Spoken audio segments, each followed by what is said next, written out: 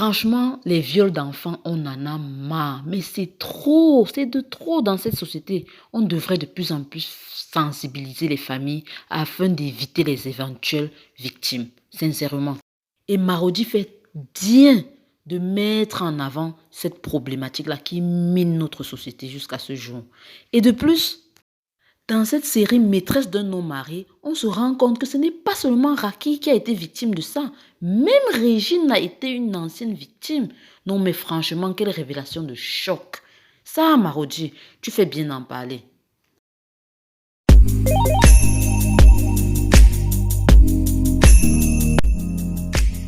Bonjour les amis, comme toujours, n'oubliez pas de liker la vidéo, de vous abonner, mais aussi d'activer la cloche de notification. Ouf, enfin soulagé, Raki ouvre enfin les yeux, je vous assure, avec toute la brutalité, le mauvais traitement qu'elle a subi en prison pendant son... Franchement, Dieu soit loué, je vous assure, Dieu soit loué. Et Mustapha qui pense toujours à elle.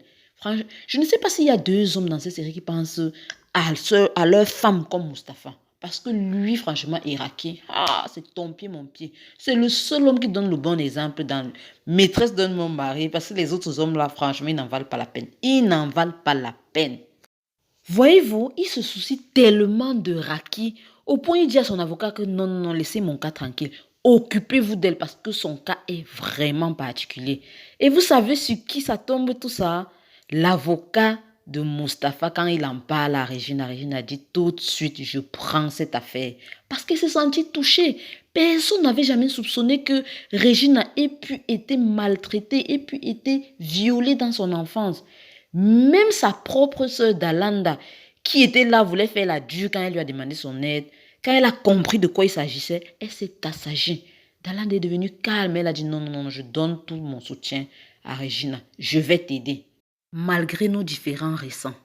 Et là, on voit une Regina toute différente. Malgré toute la détermination, la force qu'elle a tous les jours, là, une Regina abasourdie, peinée, qui revit son enfance comme ça là, à travers l'histoire de Raki. Sincèrement, Marodi, tu as touché nos cœurs. Non, mais vous vous rendez compte, avec cette histoire de viol, c'est un truc qui mine notre société. On devrait sensibiliser les familles, les incestes, les viols de... Mais non, des gens proches de la famille comme ça, des trucs insoupçonnables qu'on n'imagine même pas qui arrivent à nos enfants. Et aujourd'hui, ça peut être des filles comme des garçons. Encore une fois, Marodi, bravo, car tu tires la cloche d'alarme comme ça sur un sujet très pertinent. Bravo. En parlant de sensibilité là va-t-elle accepter la proposition du procureur, c'est-à-dire du fait que Cheikh demande pardon et qu'il se ressaisisse et qu'il trouve un terrain d'entente?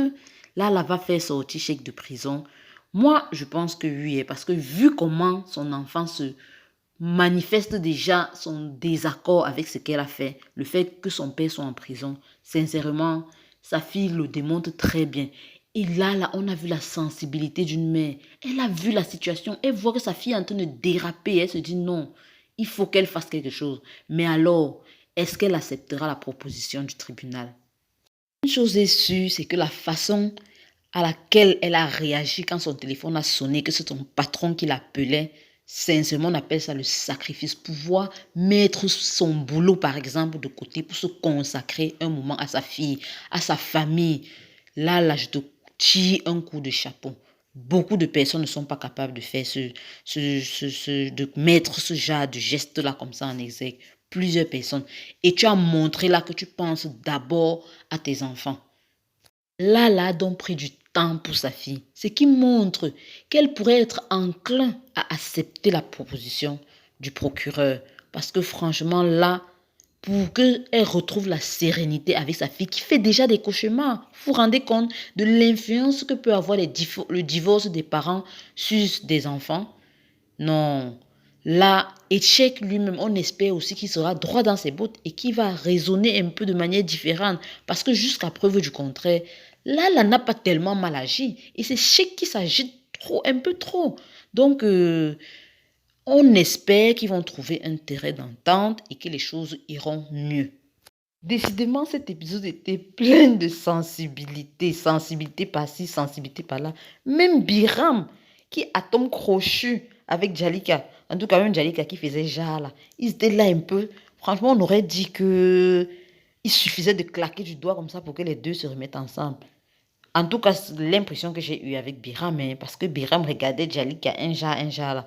Biram m'a trouvé une maison à Jalika. Voilà ce qu'on appelle homme, pas ce que les tailleurs au fond là. Tailleurs là, c'est quelque chose qu'il aurait pu faire depuis. Tu es avec une femme, tu ne veux pas voir ses enfants, tu ne lui trouves pas une maison où elle peut rester avec ses enfants et tu veux qu'elle vienne vivre avec toi alors que tes propres enfants vivent avec leur mère. Non, mais c'est quel raisonnement ça? Non, Biram là, non, tu as tiré. Encore une fois, tu as été le maître. C'est-à-dire que non.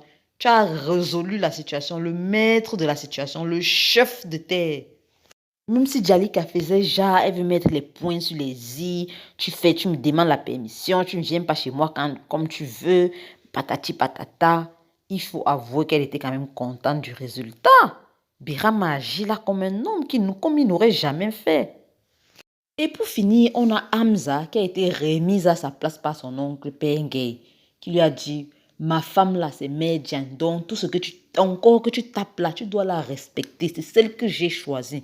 Non, parce que Hamza faisait un peu, tu ne peux pas venir chez quelqu'un, même là où il y a, mon frère, c'est comment? Tu fais toujours genre, et Medja toute calme là, seulement que, hé papa, tu n'aurais pas dû, oh. Tu devais seulement laisser comme ça. Tant que ce sont mes enfants, non, ce sont mes propres enfants, je les prends comme ils viennent. Ah, c'est la vie. Ah, mais Diane et la soumission, oh. On dit que le mariage, là, non. Les vraies femmes savent se soumettre. Allez, dis. Par contre, avec Biram, ce n'était pas ça, hein. Hamza a clairement montré que non, je ne peux pas parler avec ce gars. Nos sangs ne collent pas. Et Penge qui a dit que faites tout ce que vous voulez là, non. Chamaillez-vous comme vous voulez, mais ne me mettez pas au milieu. Donc, gérez-vous. Vous savez que vous êtes des cousins, cousines. Point barre. Ça s'arrête là. Le débat prend fin là. Et chacun est de son côté, il tord sa bouche. Mais Biram, non, c'est mon homme de mangue, je vous assure. Le gars là, c'est un bipolaire. Avec sa face là, il rit. Un moment là, sa face ne rit plus. Non, c'est lui seul qui se comprend, sincèrement. Anyway, les amis, je pense que cet épisode était essentiellement centré sur la sensibilité, sur la réconciliation avec soi-même. Hein? En parlant de Regina personnellement, qui sûrement, avec cette affaire, va se reconstruire, va renaître de nouveau, pouvoir aider une autre personne qui a subi la même chose qu'elle, va peut-être augmenter, on peut dire, une confiance en elle, entre guillemets. Mais aussi, on parlera de réconciliation, comme dans le cas de Jalika et Biram. Réconciliation, pas parce qu'ils vont se remettre ensemble, mais au moins qu'ils s'entendent pour le bien de leurs enfants. Et pareil pour Lala et Sheikh. Lala qui va sûrement faire un pas, en tout cas on l'espère, dans le bien de ses enfants et donc essayer de libérer Sheikh.